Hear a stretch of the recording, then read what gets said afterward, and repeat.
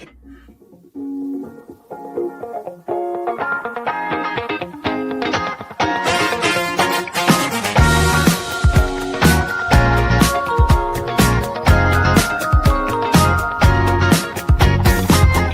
you to know just how I'm feeling, though I never wanted you another way.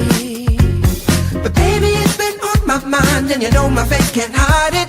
So take my hand and hear me when I say, don't you know that I'll be there for you, with a love to get you through the night, yeah. And I'll be there for you when everything is out of sight. You got it, baby.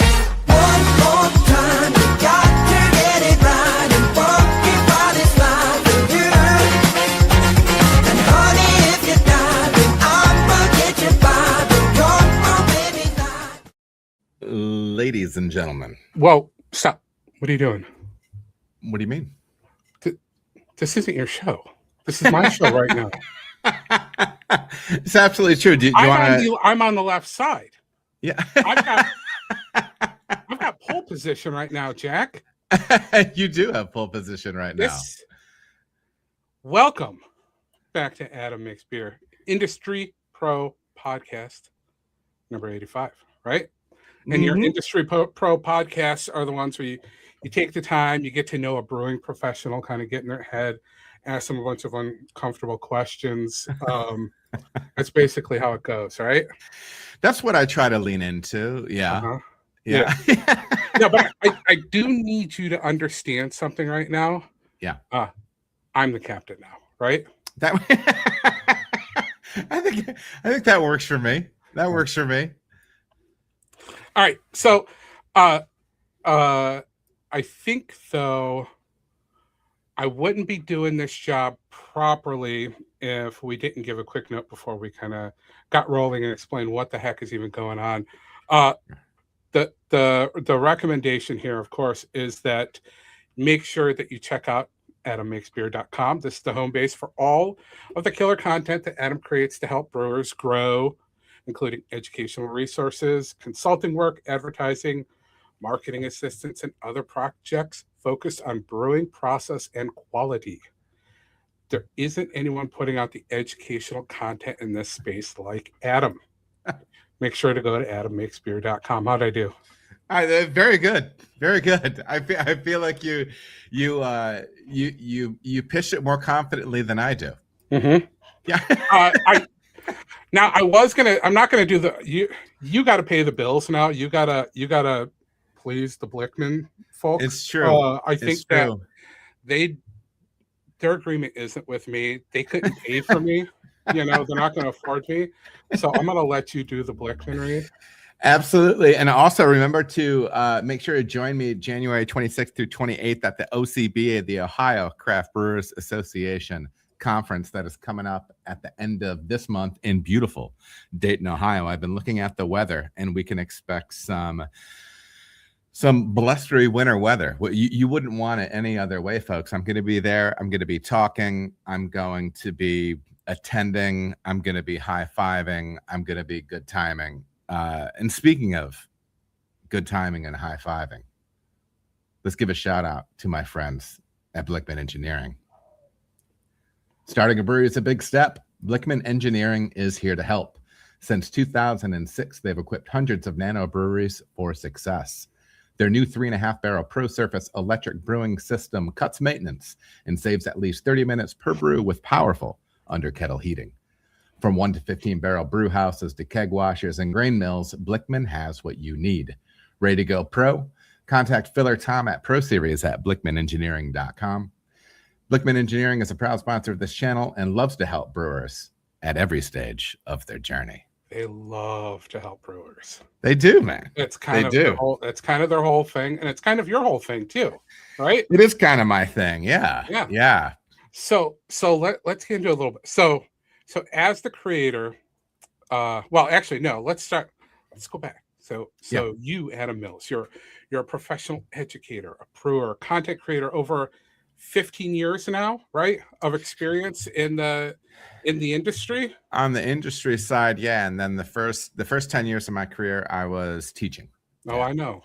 We'll Yeah. talk about that. You've taught brewing science at the university level and continue to work closely with professional brewers through education, consulting, and content focused on improving process and consistency. Yeah, man. As the creator behind Adam Makes Beer, the titular Adam, the one who makes beer, Adam has produced thousands of educational videos. You cannot keep up with the amount of content this man is creating on a weekly basis. I know, because I get the notifications non-stop.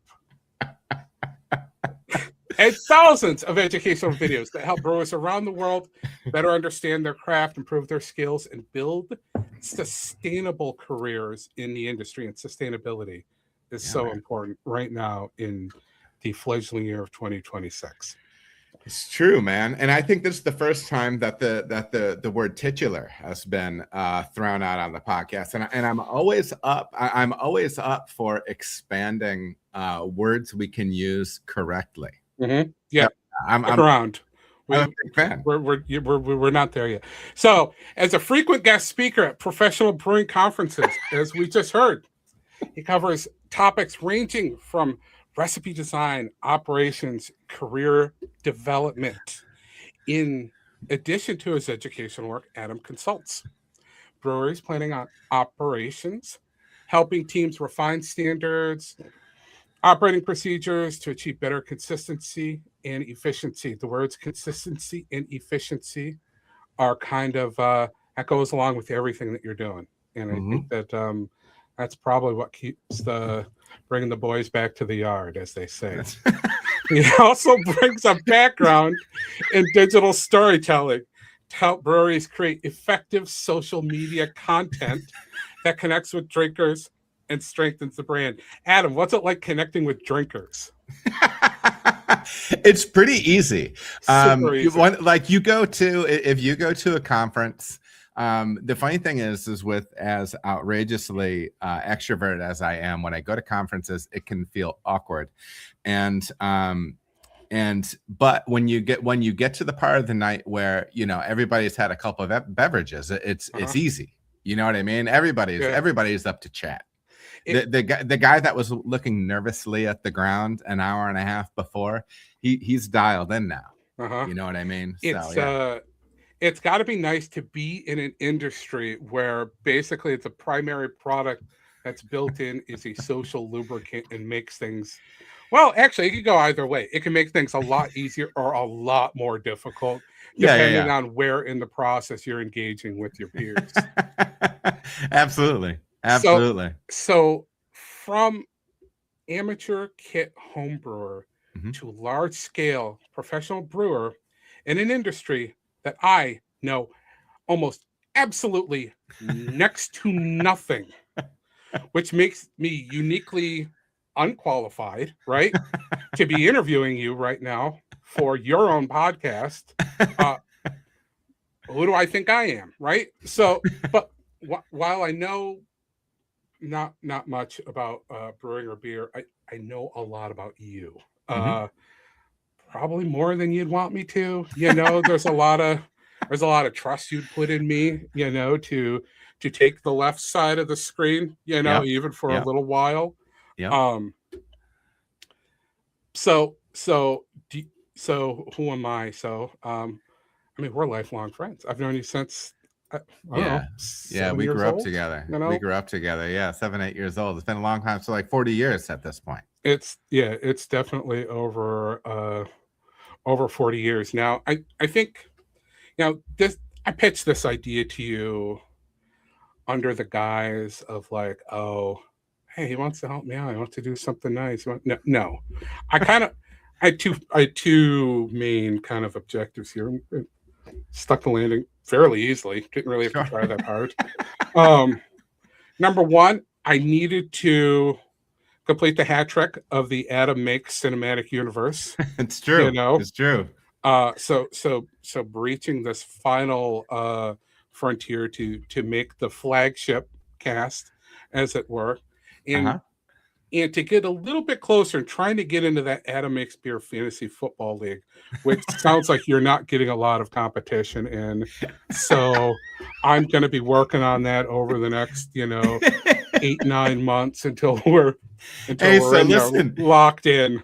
Right. So combining two topics here, it was funny. I was at the Pennsylvania Brewers Guild symposium conference a couple months ago, and I really didn't know anybody. I had interviewed two people that were at that conference, but never really met face to face. And so I was just kind of sitting alone, and I watched the first roundtable discussion. There was a host of brewers on stage, and one of the guys seemed pretty nice and laid back. And so when the talk was over, he and I started chatting, and we talked for probably 2 hours, just on and off. Different things are going on.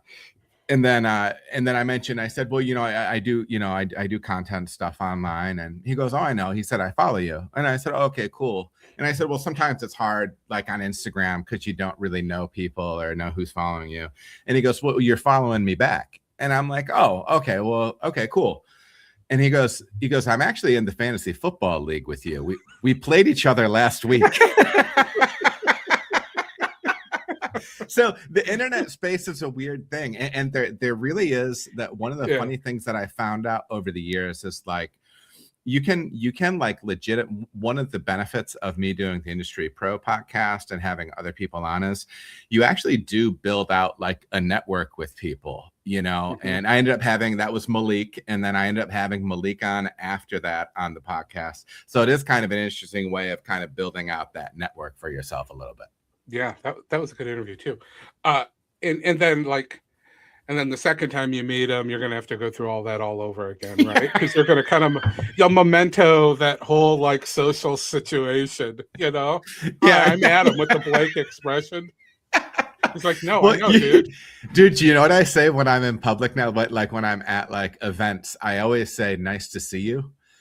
Because too many times I've had somebody say, well, we met last year. And I always feel bad. So I'd say to everybody, nice to see you. Yeah. So that's my move right now. Everybody keep that in mind. If you do come up to him for a high five or a fist pound or something at any of these conferences, he don't remember. He don't remember if he talked to you, if he met you. Could have had a great conversation. You could have walked away thinking, I really connected with this guy. No, it's gone, dude. It's gone. I'm better with faces than I am with names. So yeah. All right. So let's jump into it. You're an Industry Pro, but we got to get into you mentioned well Industry Pro.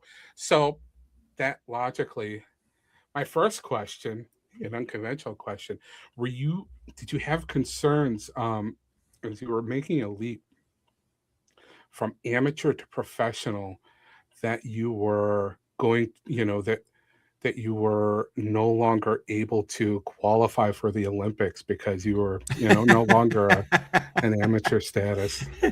Not so much that, but I mean, I'll be really honest, making that transition from the home side to the pro side, the first time I made beer as a professional, I made more beer than I ever had made before in my life.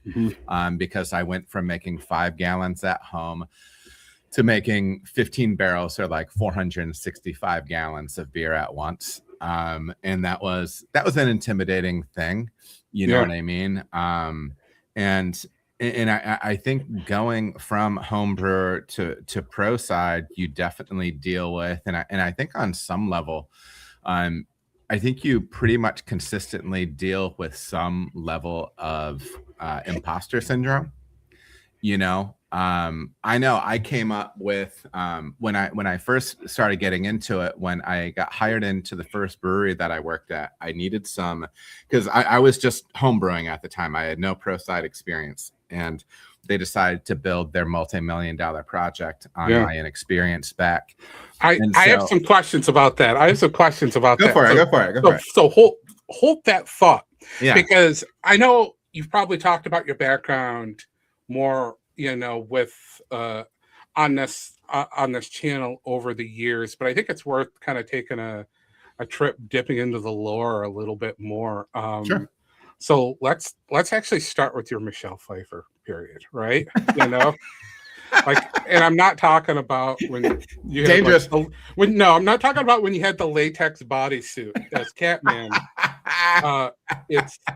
It's dangerous minds, and when you were walking through the valley of shadow of death.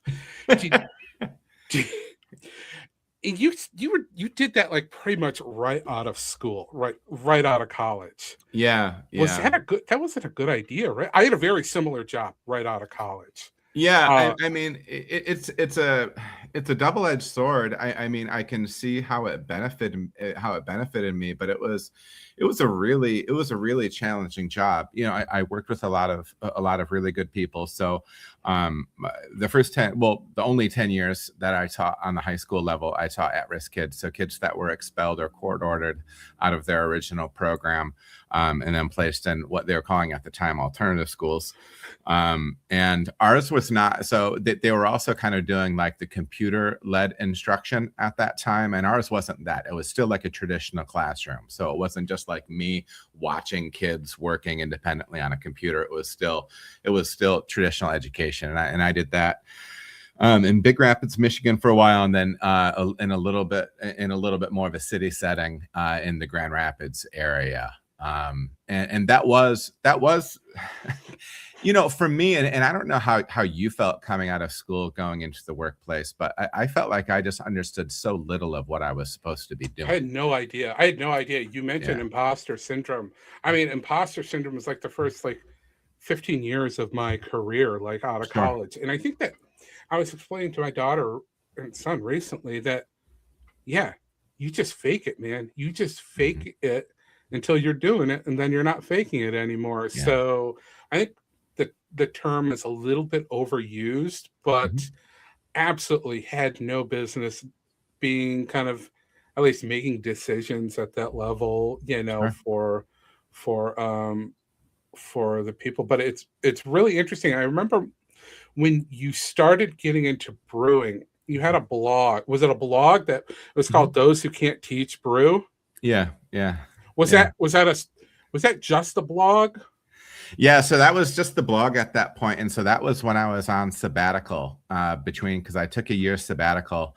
The brewery was supposed to be opening in August of 2011, which is the beginning of the school year.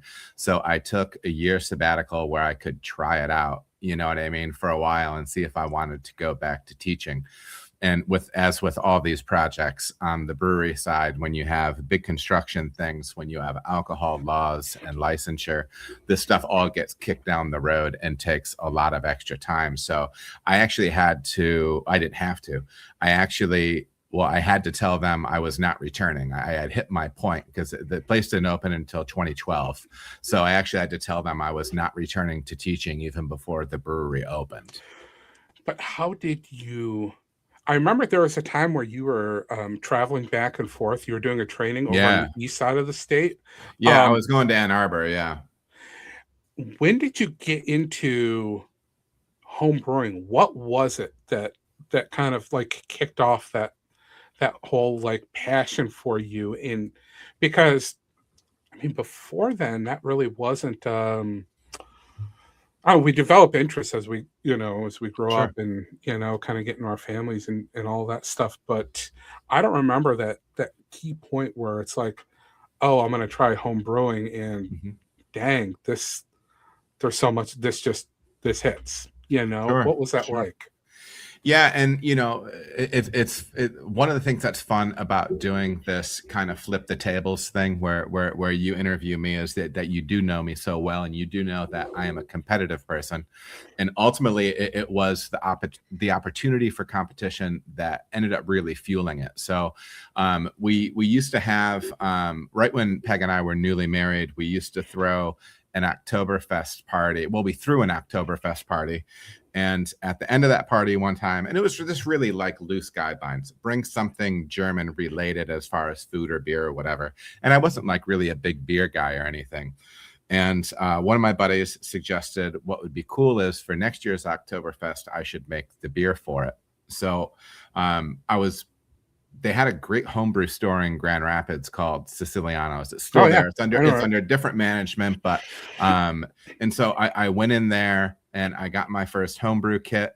And then they also had some advertisements for a competition.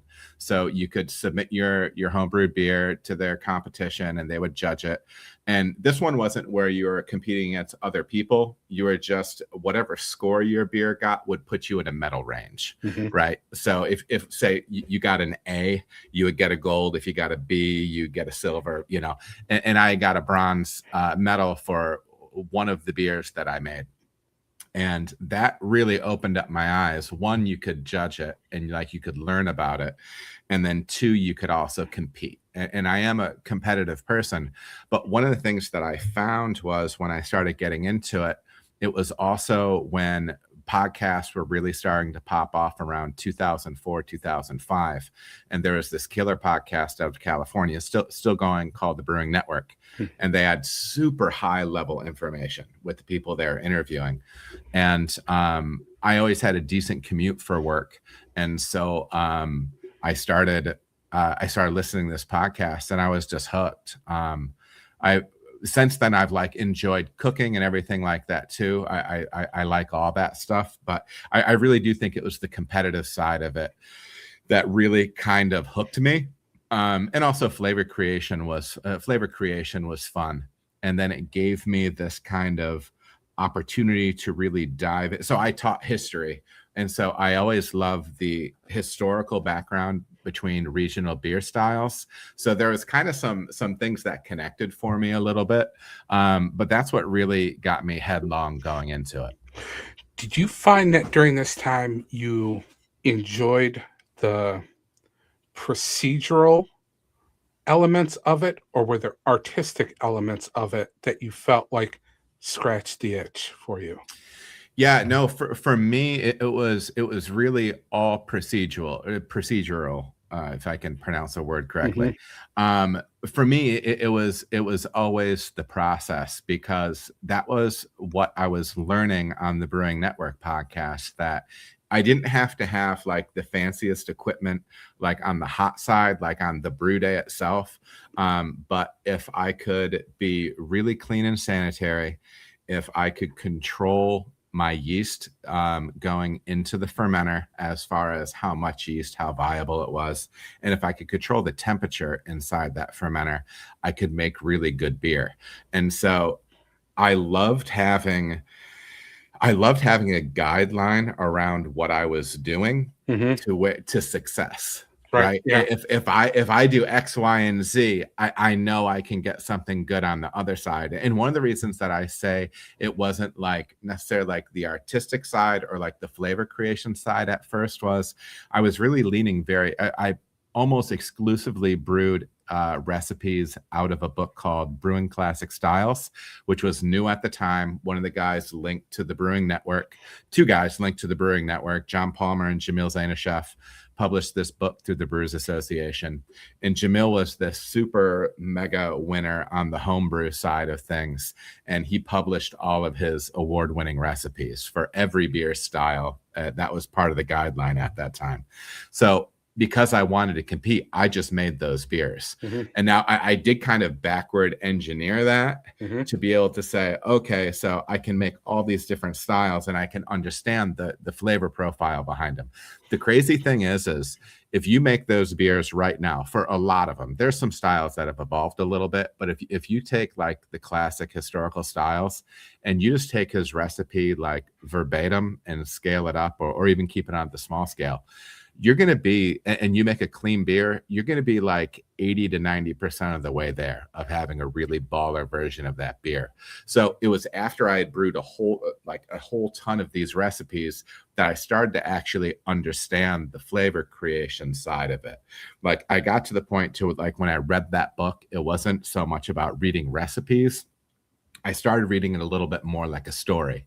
So rather than saying, oh, when he makes English brown ales, he's doing this. Here's the path.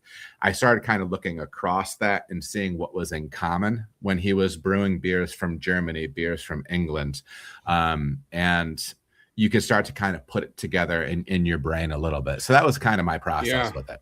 So hearing you talk about that, seems to be that even as you expanded, into creating maybe your own recipes or doing, getting into more flavors, it was still within that repeatable framework, Yeah. and I think that kind of goes into why I think that you've been so focused on that quality, efficiency, sustainability. It's locking down those fundamentals instead of just kind of throwing everything into a jug and fermenting it and seeing what comes Sure. out. And different people go about it different ways. Like people's paths can be different. Like, so my son Joe right now is going through this thing where he's just getting, so he has a gluten issue like I do. So he's doing like all sorts of meads and ciders, and he's just like, he's a wild man. He gets this not from me. Now, maybe the curiosity behind it he gets from me, but he's just letting some fruit rot and find out what happens. He's insane. I can't do that. Like he could never follow a recipe. That's just not in his soul. But for me, yeah. And I don't know. And I do think that is a good call on your point when looking at the kind of stuff that I do. Like, I do think on some level you have to get to the point to where you have those fundamentals, and sometimes you have to understand it. Yeah. And so like coming at it through the passion side and the flavor development side and the experimental side is great, but you do have to get back to the common practice point when it comes to things on the cold side and different things like that. When you want something to be repeatable, you have to have those things dialed in. Right. Okay. So how long were you just exclusively homebrewing before you thought, hey, maybe I can make a job out of this. Maybe I could make that leap. Yeah. I think I started in 2004, 2005 homebrewing. And then I ended up getting hired for the job at Crankers in 2011. So, I mean, I think that's always part of the dream. Like the first beer that I made that was bad, it was still clearly beer, but it was bad. And so there's always that magic. It's like, oh, this is actually beer, whether or not it's good, but it's still beer. I think that's everybody's dream, because especially when something is kind of your hobby. And for me, like, hobby always really borderlines on obsession. You kind of dive in, full on. So, you do have that dream. I think it started to become a little bit more focused for me when I started large scale entering competitions. A lot of normal people will enter a couple of beers into a competition. Maybe if they're going wild, they'll enter 5. But I started entering, 25, 30, 35 beers in a competition. And so just splashing them. And so what I would do is I really only brewed for competition. So I would brew and then package and then cellar that beer in my basement. And I would build it out to where I would have all my beers that would really age well done ahead of time. And then for every competition, I would brew the beers that need to be fresh, package those, just pull other beers out of the cellar, and then add it to that. So, yeah. That sounds a little intense. It was insane. I mean, it was insane. But well, but that's when I started to have success on that side of things. When I started to see score sheets coming back where, I would have 25 or 35 beers in a competition, and maybe everything didn't medal because that would be crazy, but everything was in the range. You know what I mean? That was where I was like, okay, maybe this is something that I could pursue. And then it was when a brewery ended up opening, or brewery and planning in the town I was living in. They had ran an article on me in the local paper a few months before that the news broke about the brewery and planning starting. And so that kind of put me on their They reached out to you. I think I hit them up. I think I hit them up. But yeah, they said that I was already on their short list. So okay, right. Wow, that's and so you made that leap. Let's see, where are we on the question? So we talked about, yeah, cranker starting. Mhm. What was that? What was that like? And I, I know, I think that with every kind of like new business that spins up Mhm. operations, it's always going to be kind of an up and down experience. But some of those like big important lessons that you had to learn right away when you got into Yeah, kind of like your first brewery environment? And this is a little bit different because you're not walking into an established brewery. Your sure. first job is basically, this is a brand new brewery, so you're not really able to like kind of ride on the back of Yeah. an established, brewer. Yeah. Yeah. I was certainly green. I had a good understanding of process stuff on the hot side, but I had not done a lot of work with working with pumps, doing CIP clean and place stuff for fermenters, sanitizing, transferring beers of that volume. And it was all certainly new. I did have some experience because I was going down once a week to work 2 days to volunteer a couple days a week with what ended up to be probably my biggest, in-person mentor in the industry, my buddy Bill Gerds. He was at Arbor Brewing Company. He was brewing at the pub down there. And Bill's this funny dude because he's one of those guys that like he always looks taller. He's taller and more imposing than maybe he actually is. But you can't see my hands, but he has shoulders that are like this wide, tattoos everywhere. And he wears like the black Dickies work shirt. Mm-hmm. He's got the Dickies essentially skateboard shorts that go down to mid calf with the white socks pulled up past the Vans. And he's an intimidating dude. You know Mm-hmm. what I mean? And it's funny now because talking about the imposter syndrome thing, still to this day, after 15 years, when I put a work shirt on to go into a brewery, I still feel like I'm cosplaying like Bill Gerds. Hmm. Like that's like how like foundational Bill was for me. So I definitely learned a lot on the process side of working with pro equipment with him. But we launched the brewery, got beers on, and then 6 months in, we were busy enough where my boss told me we could add somebody for help in the brewery, and I was fortunate enough to be able to hire Bill. So Bill came up from Ann Arbor, moved up there with his family, and so going from having my 6 months of experience on the pro side to having somebody with 7 years of experience, it's a massive difference. Yeah. And he really shortened my growth curve in a lot of ways. And Bill was always, one of the things that I love about him is he's always super supportive. He came up to like interview, even though he came up to visit before the job, and he tasted my beers, and he was just so complimentary. He was just so complimentary, and he always told me that he was impressed with my understanding of like flavor creation in beers. But what he taught me on the day-to-day getting stuff done in the brewery side of things was it really changed the trajectory of my career for sure. So yeah, I mean, as far as that, as far as some of the lessons from opening my first place with no experience, again, not a brewery that I owned, but I mean, there's a host of things. There's good things and bad things. I would say on the positive side of things, I would say always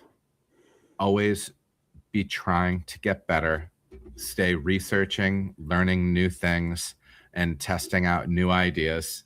I think it's really good to have trusted palates around you that can taste your beers and give you quality feedback, because especially if you're in a town where this is the first brewery, everybody's excited. You walk out of the brewery and people are really excited to see you, and they want to tell you like how awesome the beer is.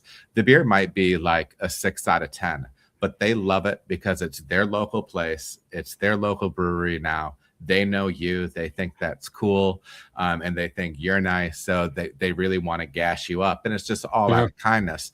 But you can only listen to that so much, you know what I mean? You have to try to keep level, have those good people around you to evaluate your beer in a reasonable way, so you can keep getting better. It sounds like a kind of a heady drug for a potential egomaniac. No, for sure. Well, and I'll be really honest. I'll be really honest. I think one of the negative lessons for me was one of the things that I've learned, over the last 15 years is to be wary of my own ego. Despite the mask that we can put on in front of other people, sometimes it's a good mask, sometimes it's very transparent and obvious to other people. For me, I've always struggled with wanting to prove to people that I'm good enough for X, Y, or Z, and I think that's one of the reasons that I was such an animal when I played sports. One of the reasons that I competed so hard on the homebrew side. And then really my motivation when I started brewing on the pro side, yes, I wanted to make great beer, but to be very honest, I also wanted to be recognized for that. And I know that's probably not something that maybe you can ever scrub. But I know for me, that proportion was too big of a slice in the pie of my overall motivation. And thankfully, time and experience and failure has helped to sand that down a bit over the years. Age has a wonderful ability to humble us, to keep us grounded. I think about my failings as someone in their early 30s, and I can barely recognize that individual now. I want to we're going to take a little bit of a sidetrack here. So we'll get to all the brewing stuff. It's fine. Yeah. It's fine. It's whatever. There's things that I need to know too, right? Yeah. So interviewing you in a formal setting means you have to answer my question. Right? So there's no Fifth Amendment. Is it the Fifth? Yeah, pleading the Fifth. That's it. I don't know which one it is. It's one of them. So let's go back to 1993 for just a moment, okay? We went to the Grand Traverse Mall, right, in Traverse City, Michigan. This was in winter. This is probably Christmas time. You purchased a cassette tape, featuring the stylings of Tony. Okay. Anniversary. What's it? I was gonna ask you. Do you happen to remember the song that you made me listen to a million times on the way back from the mall? And why did you do that? The song was Anniversary. It was 100% Anniversary by Tony. It's our anniversary. Yeah, dude. I had like this real hard line dive into R&B. And along with some other things, but yeah, I had like probably like a power 5 years where I was really into R&B, and Tony was one of the things that made an appearance. Why? The reason I did that, Stu, is one, I probably thought it was funny, but two, I do this to my family right now. I do this to anybody that's close to me and loved ones now. If you work with me, you're gonna get a steady dose of whatever I'm on at that moment, and that's what I was on at that moment. I definitely was matching the energy of the guy on the far right. Which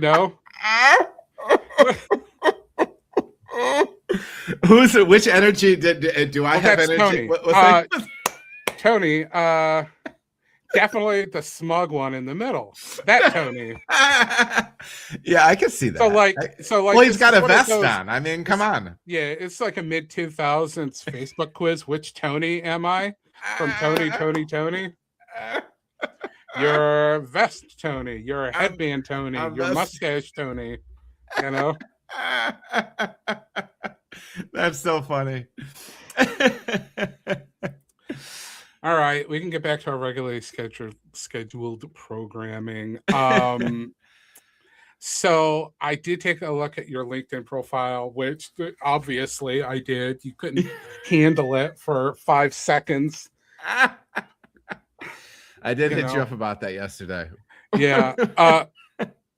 And you yeah, well, I noticed that your skill on a lot of your jobs was emotional intelligence, and I wanted to ask if that was a mistype, but I decided that I wasn't going to ask you that because the whole, that's that I believe it. Do I have emotional intelligence listed on a lot of my stuff? Yes. I mean, well, at least the first half. I at well, least, that's what I was going to say. I was like, did it autocorrect and put emotional intelligence? I was just trying to input emotional, and it just auto-filled the rest of it. Yeah, I can see that. So you worked at a number of you've worked at a handful of breweries, and Yeah. some have been really small and some have been really big. What are what's it like kind of working in those small environments versus the large size operations? What are and you probably had different roles in in operations at those points. What are some of your takeaways there, and what are some of the roles that you really kind of enjoyed having? Yeah, I think the biggest difference between scale is just the number of people you're working with, and now there's things that play out along with that, but for a lot of places that I was really the only person or the only person that was doing the labor, either that or working with really small teams. The last place that I was at, Sonder, there was 7 or 8 people that you could kind of say were underneath my purview there, my management there. And I think some of the big differences are when you are a one-man show, when it comes to processes. What all the processes are and how they've happened because you've done them. But as you grow, you have to figure out a way of making multiples of yourself on some level from a process standpoint. And so that one of the first things that I had to start putting together was I realized I had to start putting together SOPs, or standard operating procedures for stuff. And I've always viewed them as much as training documents, as also like a little bit of like cover your rear end in case a government agency wants to come in and see what your processes are. Yeah, the FBI. The FBI busting down the door, making sure everything's legit. Because you do want to be able to say, hey, listen, I have these documents that show that I'm using our chemical at the appropriate temperatures, at the appropriate pHs, X, Y, and Z. And yes, you want to be able to use them as a training document as well. So maybe the SOPs that I make are a little bit more deep dive, but when I do like the SOP consultations and stuff these days, when I go on and I work with people in their breweries, I brew with them and then show them ways that they can tighten up things on the quality side, process side, sustainability side. Those are really kind of 2-part documents, a little bit of, yes, this is how we do it, but it's a little bit of a training document as well. I think that's one of the biggest things. I think when you go to larger operations, you can potentially find yourself in situations where you're like, hey, this isn't a skill set that I've had to exercise before on the professional front. And so you need to start sharpening that skill set up. It's time to grow. And then also, I think, because I've also had the situation where I've had creative control and then not had creative control. And from an ego standpoint, that probably would have been one of the most difficult things for me as a younger brewer, as a newer brewer. And especially like going to Sonder, they had already been in operation for six or 7 years when I had gone there. And they have a really talented director of brewing ops there, head brewer. And everything was in place. So it wasn't like they were looking for new procedures from me, new recipes or anything like that. And the good thing is kind of at that point of my career, I was ready to walk into a situation like that. But as somebody newer in the industry, that would have been a bigger challenge for me. And I do think it's one of those things that's helped me change what I can appreciate about what I do.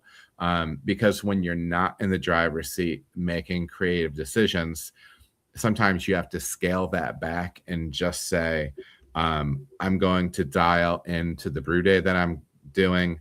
I'm going to hit every number. I'm going to be on point. And then you take pleasure in doing the process as well as 100%. you can, right? Yeah. 100%. There's I do not always I enjoy projects or work situations where I do not have to be the one calling the shots or being the decision maker, because there is something freeing or less stressful being able to just kind of lock in on, maybe this is my role for the day, this is my task for right now. That makes you a much more flexible, adaptive person as well, being able to kind of, roll in and out of those scenarios. Absolutely. So out of the different roles, and what are roles that you've really enjoyed, or is it just maybe like being able to just focus on a brew and, versus management? I don't know what the typical roles are, kind of in an operational environment like that, but what do you enjoy?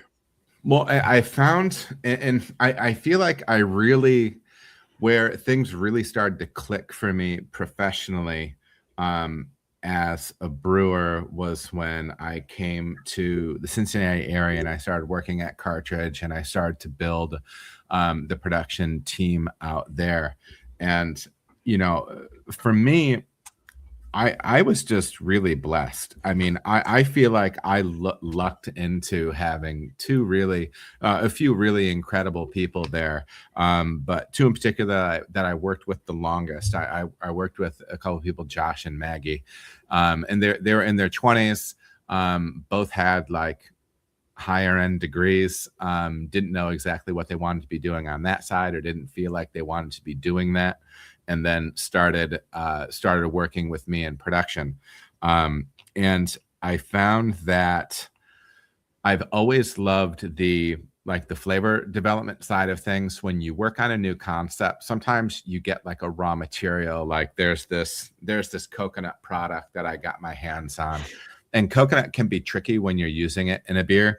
And I had gotten this, it was basically like a coconut puree, and it was really easy to use process-wise. So I made a coconut stout with it, and the coconut flavor was just fantastic, and the aroma was fantastic. So I was thinking about ways that I could incorporate that in something else, because I love the coconut so much. But I knew that it would also throw haze in the beer. And so I started thinking about different things. I'm like, okay, well, what if I made this, and I call it like this stupid pina colada beer? Okay. And I'm like, okay, so something really drinkable, like low 4%, and we could use some real pineapple, real coconut. And then we brewed that beer, and like, honestly, we really didn't have to tweak it much. Like it hit, the beer just popped. It sold great in the tap room, and it was just a really big success. I love that. Like I love, usually you have to tweak things, and it's not, and it's not just that it hit kind of right off the bat. But I love that process of building a concept out, and then hitting, dialing it in. I mean? Yeah. But I've always loved that side of things. I've always loved the process side. But working with Josh and Maggie, that's when I realized like what really had me walking out of there feeling amazing at the end of the day was when the three of us were in there. We had a busy production day. We each had a full plate of things to be doing, and we just knocked it out. And they're always asking good questions. being mindful, trying to get better. They're researching outside of work. But then the flip side is like our interpersonal relationship was amazing. Like we just got along. Maggie and I were both kind of clowns. Josh was like kind of like a little bit more stoic, level-headed. And so all Maggie and I would try to do was to get a rise out of him or make him laugh. And we just loved being together on top of, so we had like all the intangibles as well. But that's when it really hit that I really love the mentorship side of it. Yeah. And that's when I realized things are kind of coming full circle, because my goal with teaching when I got into teaching it wasn't that I loved history. I chose history because after 2 years that I was kind of as close to that as I was anything else. But it was stuff that had already happened, so it's not like a big deal. I mean, it already happened, so like somebody already wrote it down, so it's not like you're gonna do anything with it. You just have to like just talk about it, something that happened already. So, I mean, that was really a big driver for me. And then when I realized that like I can kind of put that whole thing back together on the brewing side, that's one of the things that really got my wheels turning when it came to kind of the idea of starting to make content within that as well. So yeah.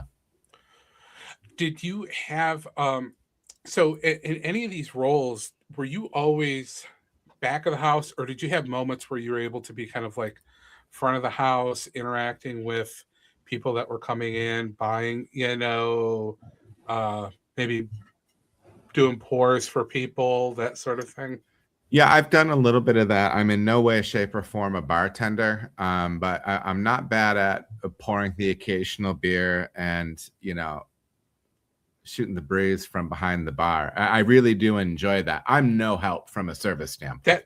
It feels like it would be really cool, like maybe in a low stress, like being behind the bar and you've got the rag and you're just kind of cleaning it, and you'll throw it over your shoulder, and you got a couple regulars, and you pour beer for them, and you can kind of speak authoritatively on some topic and throw a guy and get this guy out of here, every once in a while. That side of it I'm good with. If the place is busy, they don't want me back there.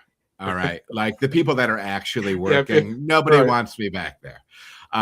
So they prefer me to sit on the other side of the bar and talk to people, because it's usually pretty tight back there. Yeah. But yeah, I'm not somebody, I could never operate, the register, the POS. I can't ring things up. I'm not cashing anybody out. I'm not doing any of that. I'm just in the way. Yeah. That's funny. So I guess this is kind of the period of career where you learn about the internet, right? Yeah. You figure out online, you get online, and then one of your kids shows you YouTube, and you're like, well, maybe Dad should go on YouTube. And you start getting your toes into content creation. What made you think you could do that? Who do you think you are? That's who do you think you are? First of all, what's that from? That lineup that felt very familiar to me. Do you I don't know. It's probably from something. It's something shared, a shared media experience between the two of us. Yeah. So what got my wheels turning on it was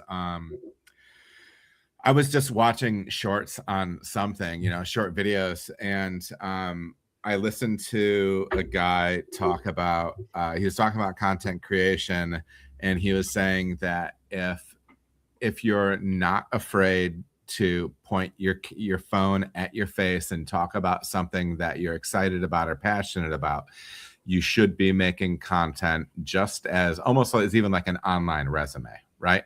And one of the things that I've learned over the years is you need to kind of create your own stability in this industry. And so when I moved down here, I had lost kind of my local network of brewers, and I had some questions about some stuff that I was seeing in the new brewery that I was going to be working in.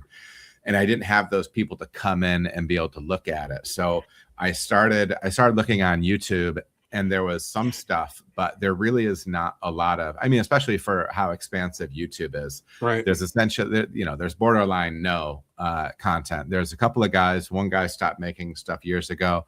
There's another guy that does some stuff, but I kind of made me start thinking, well, maybe this is something I could do. So because I do have that teaching bone in my body, and I just kind of figured that I should give it a shot. And also one of those things, like, if it works, I can keep doing it. If I don't like it, I can stop. Yeah. And so that was kind of what the motivation was behind it. And coupled with that idea of, like, when I was working with Josh and Maggie and kind of training them up, people make really big life decisions getting into this industry, whether it is opening a brewery, taking out massive loans, leaving a high-paying job to a much lower-paying industry job, stuff like that, or even pursuing it through, university study or whatever, and spending a lot of money in that way. I wanted to be able to give people at least my perspective on it, because I don't have all the information, but I have my experience with it. And if that can help people make informed decisions about what they're doing on the industry side, then I think it would be of some benefit. Well, I think what makes it really accessible for people is you're not coming at it like there's expertise there, but not as an expert. You know what I mean? Like, you can be, self-deprecating, and you can talk about making mistakes and have humility with the work that you're doing, but being totally honest and engaging with people is a lot easier to go along with somebody on that ride than it is some guy that's like, well, this is what you got to do, and don't listen to the other bozos and these clowns, and you do this, and well, your mileage may vary, like mileage may vary, guys, Reddit type guys. It's so exhausting, Yeah. But if you're passionate about something and you truly want to, you can tell from your content, you truly want to engage with other people, share your passion for it, get them, hyped about it as well. But you didn't do like TikTok dances or, like things that were kind of failed. Like, you didn't want to be like a hype beast influencer or anything. Yeah. And that's kind of that. I mean, really the idea is, and I do think I don't receive like a lot of negative feedback, even though I do put a lot of content out. I don't receive a lot of negative feedback, and I think part of the reason is that I don't try to come across as, first of all, I don't do like really clickbaity things. I don't think.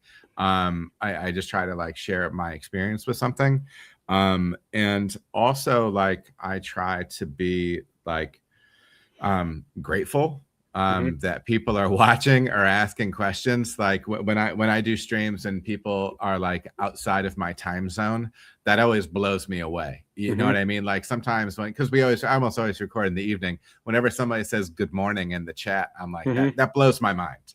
Right. You know what I mean? And so I think it's really fun just to kind of participate in that. And also like just kind of being mindful of how powerful the formats are and how expansive they are between Instagram and YouTube.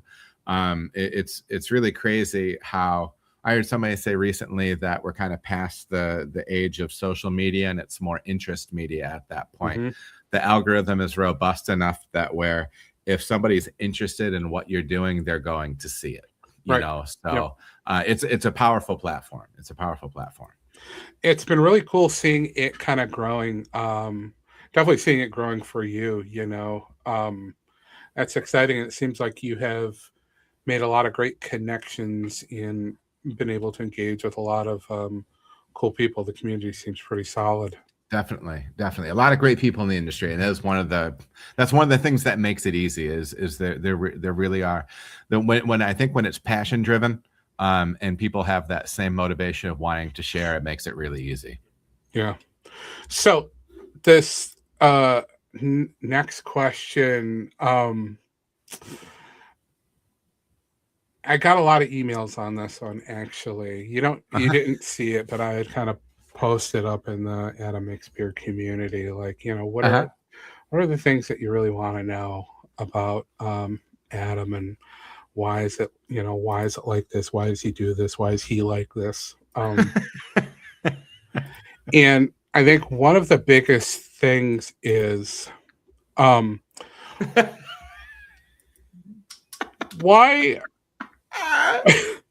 what does this face mean? What does it mean? It's just so listen, the one time I had people go really crazy on me, I posted a video on Reddit, and I kind of knew what I was gonna I kind of knew that it was gonna go on this Reddit, direction. Jack. That's not a but the funny thing is like one of the things that they started ripping me on was my big stupid face. And I'm like, I'm sorry, this is like just my face. Okay. So like I'm looking at this. Okay, the one picture with my mustache, that's funny. That one, I don't know why that's in there. 1, 2, 3, 4, like 5 of these pictures is just my face. Okay. Yeah.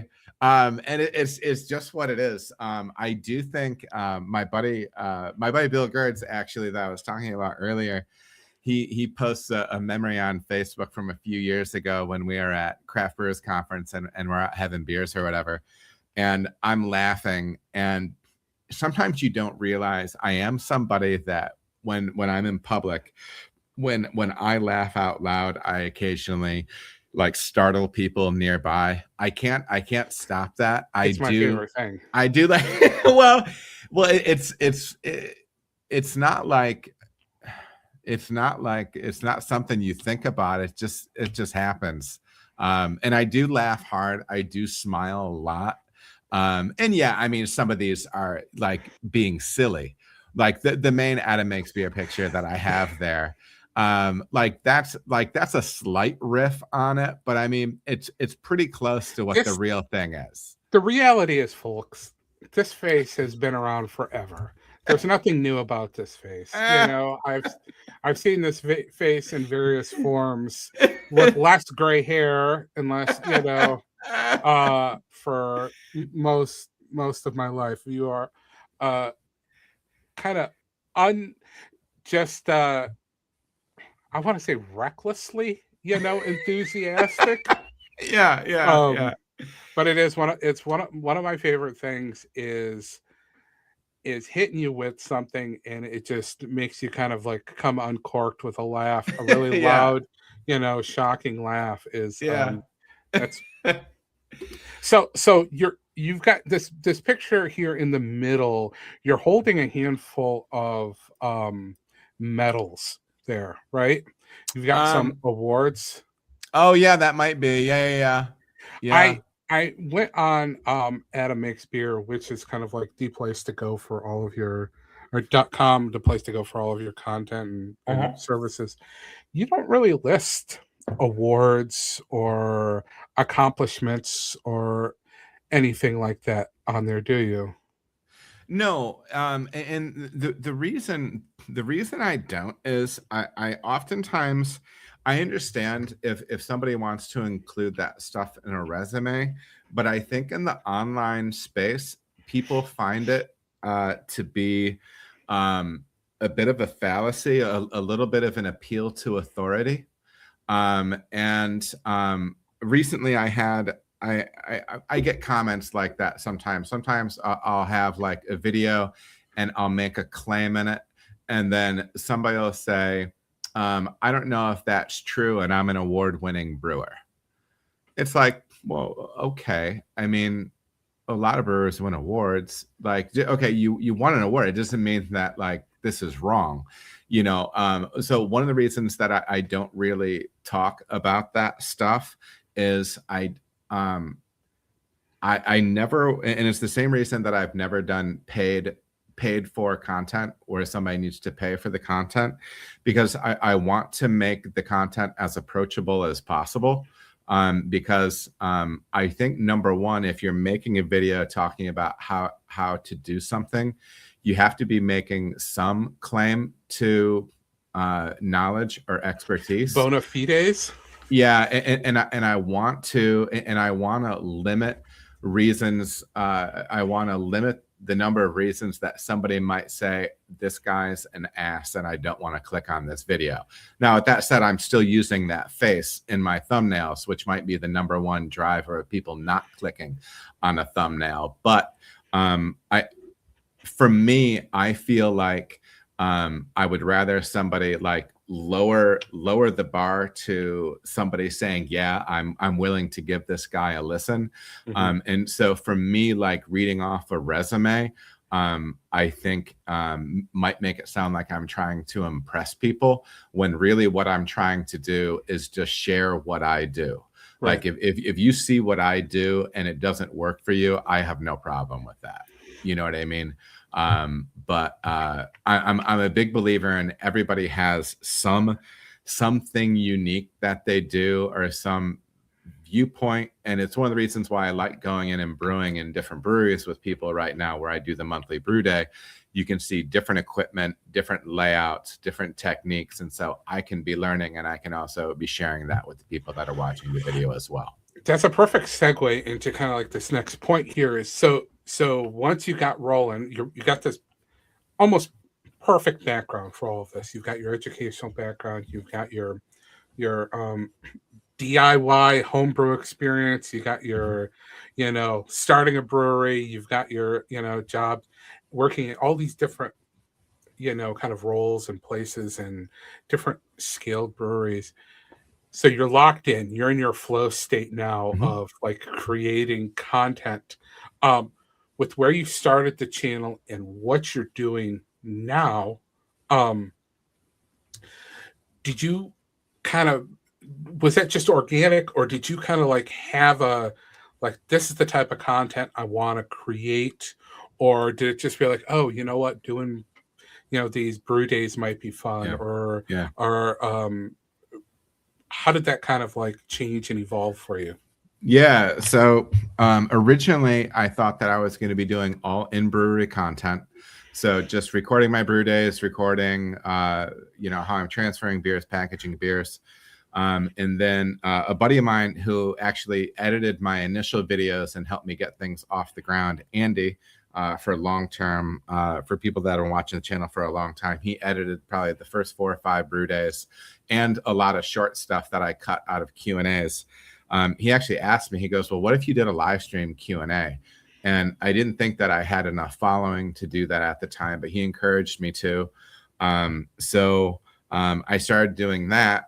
And then I realized, oh, well, I can cut up the Q&As into individual YouTube videos. And then I started posting those, and then my numbers started going up. And then I realized, oh, I can do shorts off of the long form. And so that's what really started to blow up my Instagram in the way that it's blown up. And then now not being, and then I started doing the interview pods with other people like this podcast. And I starting to evolve across this thing. And right now I'm in a position where I can still share the things that I've learned that I'm learning, but I can also have like kind of a facilitator role as well. So when I have guests on, they can be experts in different fields, or they just have their own experiences, because I've interviewed PhD yeast guys. I've interviewed brewers that have been brewing for 30 years, brewers that have been brewing for 1 year. But there's always perspective to gain from that. And so I've also found that now I can have this thing where I can share the information that I know, as well as facilitate that with other people. And the other cool thing is that I really love about this podcast is it gives other brewers like a platform. I remember when I had talked to somebody early on, they're like, well, and they named like a big brewery with a bigger name, brewer, and they're like, oh, I'm sure you want to have this person on first. And actually, like, in no way, shape, or form, like, that wasn't my interest level at all. Like, I just want to talk to people that love making beer. It doesn't matter if people already know about you or not. Now, I mean, I have no problem I've interviewed some big name folks, and that's always fun. Don't get me wrong. But like, I love being able to give people the opportunity to get to know them and what they love about what they do. Because I do know that job security and what we do can be tenuous sometimes. And so if some people can get out some tape on what they do, I enjoy that. I enjoy that. Yeah, I'm sure that Ken Schramm appreciates the Adam Makes Beer rub, right? Well, like I said, I've had some big names. I was pumped for that one because I made mead with his book, like, complete mead maker, 12, man. 13 years ago, something like that. That's the OG book, man. Yeah, it's great. That's super cool. So what do you enjoy doing the interviews the most? Like just sitting down and just kind of like rapping for a while? What's the I guess what's the content form that you're really kind of doing right now? I think what I enjoy about the interview is I think this is one of the reasons that things work as far as the interview stuff goes. I genuinely am interested in other people. And I genuinely am interested in different perspectives. I mean, you've seen, like, I mean, you know, even our friend group, there's some people with different backgrounds, and I love digging in with people and finding out stuff about them and what makes them tick. Because I do like how most of them are very unfunny and don't laugh at anything. Well, I'll say this though. I don't know. I like I don't know. I like getting to know somebody. And it's a I don't know. I think it's like one of the most human things, and it's a human interest story. And it's a human interest story pod. And but you know, a lot of times, and probably one of the nicest compliments I get from people when I get done interviewing, when they jump off the stream, we usually chat afterwards, and they'll usually say, that went by fast. That was way more fun than I thought it would be, or it was easier than I thought it would be. And not to like backpat, because everybody has stuff that's just like part of them that works well in a situation. One of the things that's part of me is I do think I am interested in other people, and my motivation for having people on is like genuine interest. So I think it works out. And mostly because I just try to have, you know, conversations and follow what they're interested in talking about, you know. Yeah, no, that's always been a skill of yours that I've admired, is how That's easy it seems to be for you to connect with people and just talk with people, whereas I typically prefer to stay a little bit aloof, not abrasive per se, but well, that's kind of you. Thank you. Oh, I'm not being kind. You will get an opportunity to take that back. I am certain. Let's see here. So, okay, here's a question. We're going to take a little bit of a side quest again. So, I don't know. This one's been a little bit rough for me. You know, in high school, in college, you were always kind of a pretty cool guy.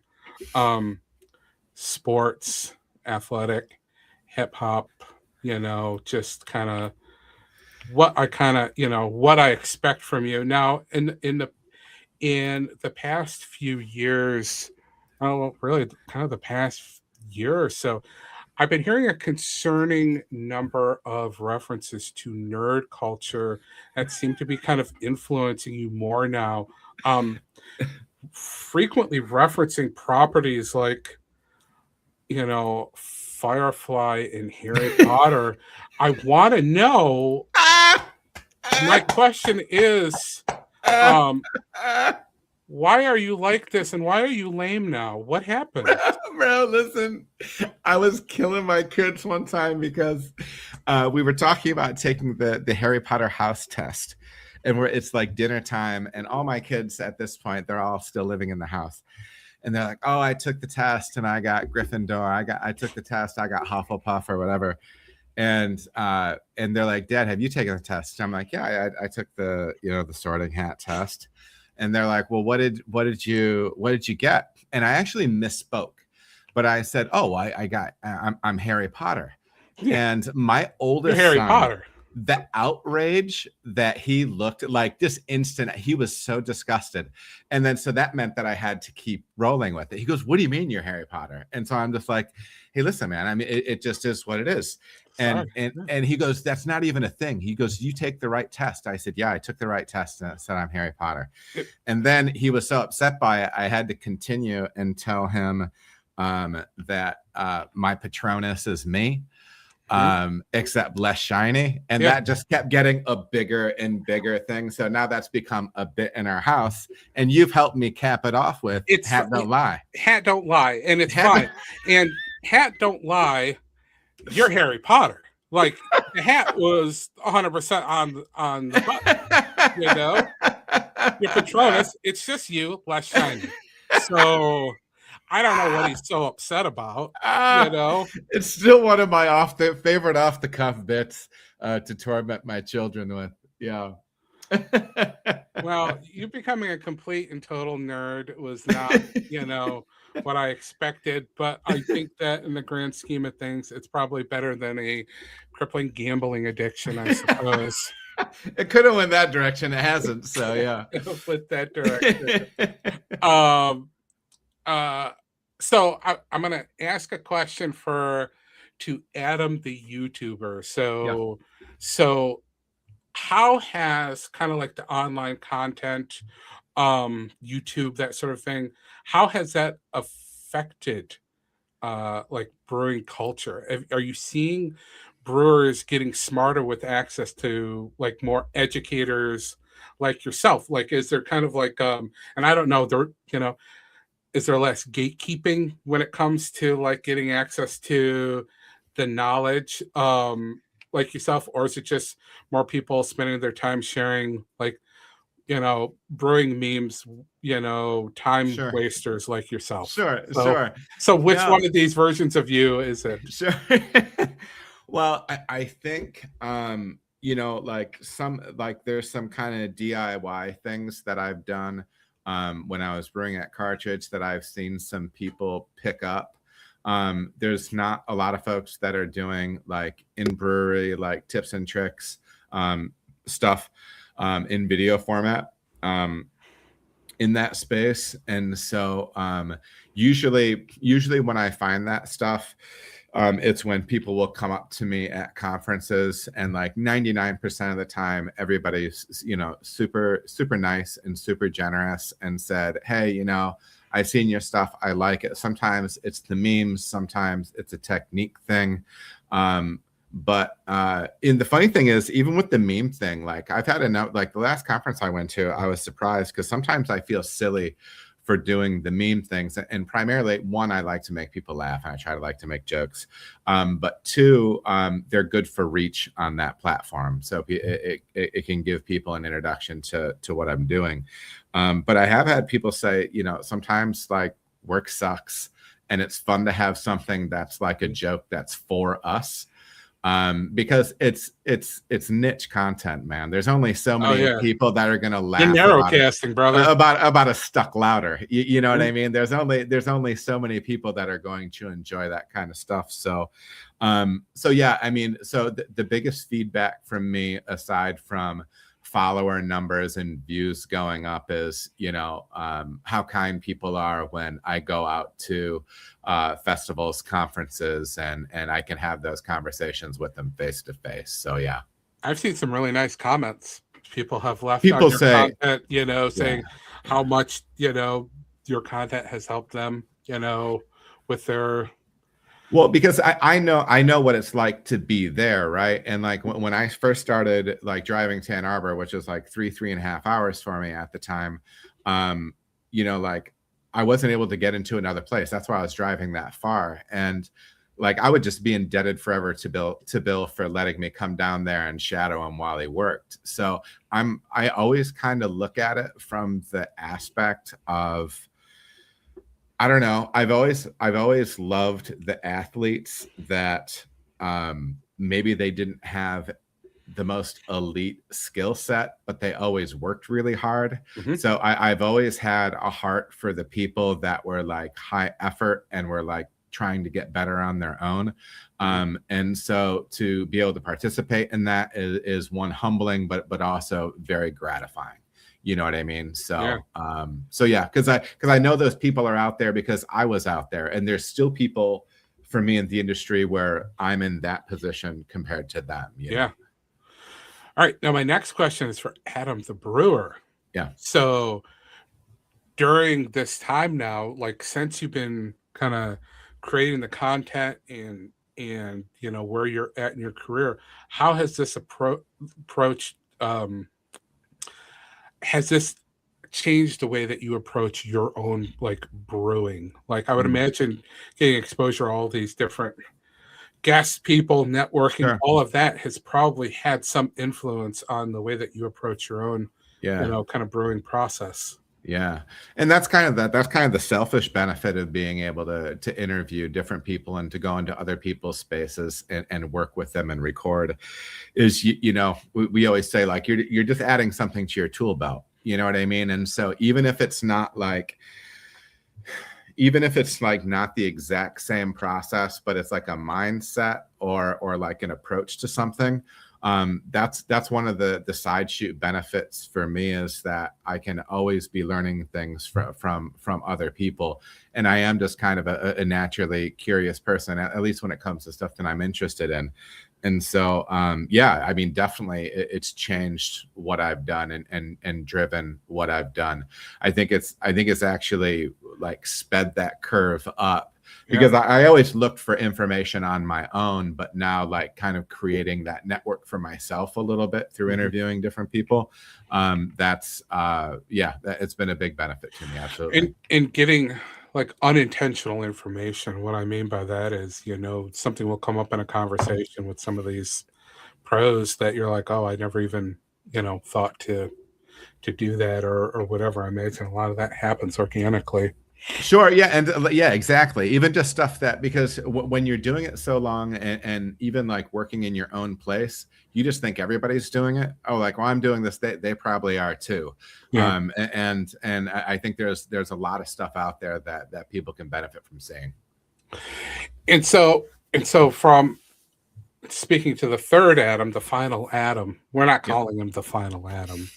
The final Adam has yet to be written, developed, evolved into, but maybe the teacher version. What are some of those, I guess, maybe mistakes or things that you learned early on that influence the way that you teach others, or maybe if that's too vague, what are some things that you think beginning brewers get a little like hung up on that maybe don't matter as much, that they're getting kind of, you know what I mean? Yeah. I think one of the things is, one of the things that I got hung up on was, I was one of those people, is like when I was building out the beer lineup that I would have, I'm like, well, hey, I think this beer is really tasty. I think it'll fit really well into the lineup. And then I would put it on tap and it wouldn't, people wouldn't buy it. And then I would be mad at them. When in reality, like I learned this lesson when I was working at I was working at Gray Line, and there was a beer that I was kegging and we were getting ready to put on. And my boss, Nate, who's he's hilarious. he's like, I can't wait to get this stupid beer back on tap. And I said, if you think it's a stupid beer, why are you putting it on tap? And he goes, I hate it, but they love it. And that was a big moment for me with understanding, you know, you can have 12 to 15 beers on tap, and not everything has to be what I want to be drinking. Right. You have to make, you make certain beers so you can make the beers you want to be making. Right. And I think that's one of those ways that you can kind of step away from the ego portion of it. So yeah, I know that was a mistake or an area that I needed to grow in as a younger brewer.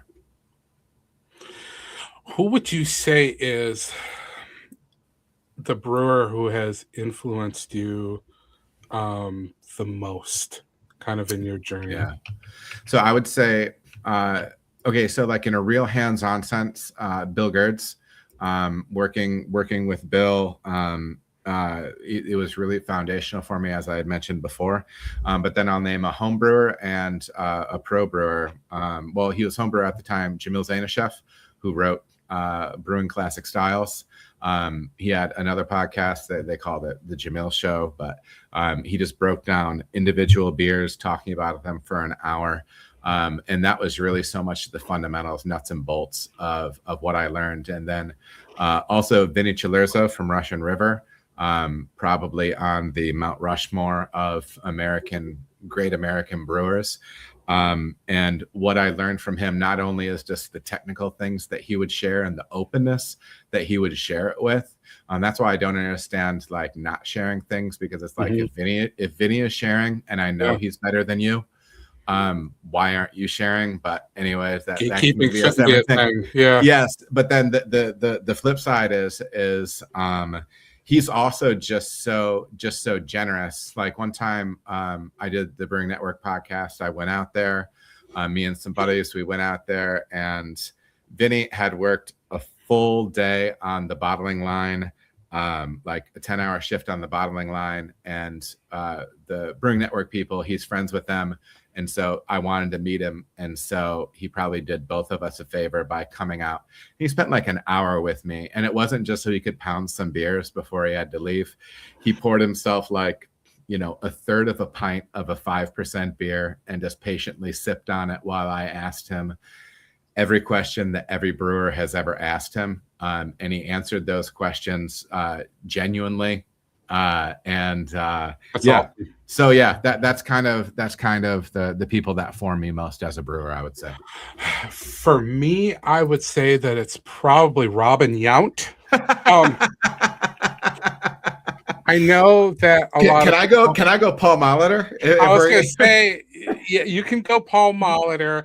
Most people were thinking I was going to pick, you know, Raleigh Fingers. Very obvious choice. I'm going Robin Yount on this one. Oh man, that's funny. I like it.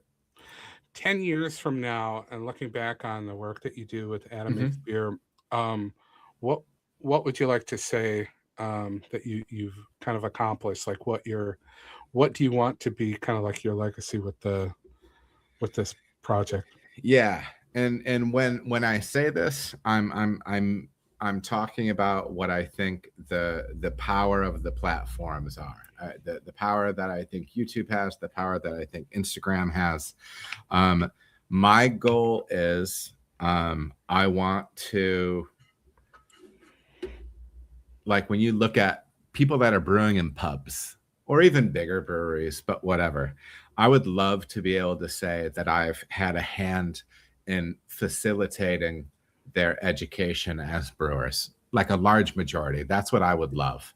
And that's not like a power play, but what I mean by that is I want accessible, easy to understand information freely available to people. And I know that I know other people are starting to do more stuff. There's going to be more people that do things like this. And I think it's great. But I would love to be able to have a role in helping a whole bunch of people make good choices about what they're doing with a career in the industry. That's awesome. That's a great, I feel it's kind of like a great sort of period, article to put on the end of this conversation. So just what outside of your YouTube channel, all of this, what well, actually, let me open this up. What else would you like to add on? Were there any other sort of thoughts on it? Yeah. First of all, I just want to say how fun this has been. Stu had mentioned, because we've been doing the other 2 podcasts together, Small Town Guys and Waiting Since 57, a Detroit Lions podcast. You should definitely check those things out. But, Stu and I no views. No views. Stu and I have been friends forever. And first of all, it was cool for him to offer to like kind of flip the script starting 2026 here with having me be interviewed on my podcast. Hopefully you guys found it fun and everything like that. That's kind of the goal of this. But just being appreciative to have a friend that wants to do something like this with you and to have that fun. It's just been a blast to do. So Stu, I really appreciate it. And just big picture, a lot of times people ask like, how they can help or support or whatever. Always subbing to everything, sharing things when you can. Honestly, on platforms right now, sharing seems to be more popular than liking, and stuff like that. And letting other brewers know, what's going on with what I'm doing. If you know some other people that are looking to get better, and if you see me out at conferences, always come up and say, hey. It always helps me know. Helps me know what's hitting and what isn't. So yeah. Yeah, I hear the sirens, so we're probably running out of time here. I don't know who's swatting you. Somebody's swatting me right now. We'll see. Well, this was a lot of fun, and it's been as somebody who doesn't know anything about brewing and who is just kind of in general a fan of the Adam Mills brand, so to speak. It's been fun to kind of come along with you on this ride. So I'm excited to see Adam continuing to make beer. So awesome, brother. This was a lot of fun. You crushed it. This was great. Just real quick on the announcements, sign up for that Ohio conference. Come see me. Give Blickman some love. I'm going to be back next week on Monday with Marty from the Craft Beer Hall of Fame. You're going to want to check that one out. Keep an eye on my Instagram and all the handles for stuff like that at Adam Makes Beer. Of all the things I've been able to do with this, dude, this was really special to me. I appreciate you doing it. I love you. And this was awesome.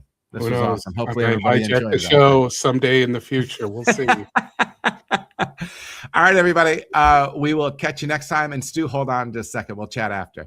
Mm-hmm. Have a good night, everybody. Cheers. Later.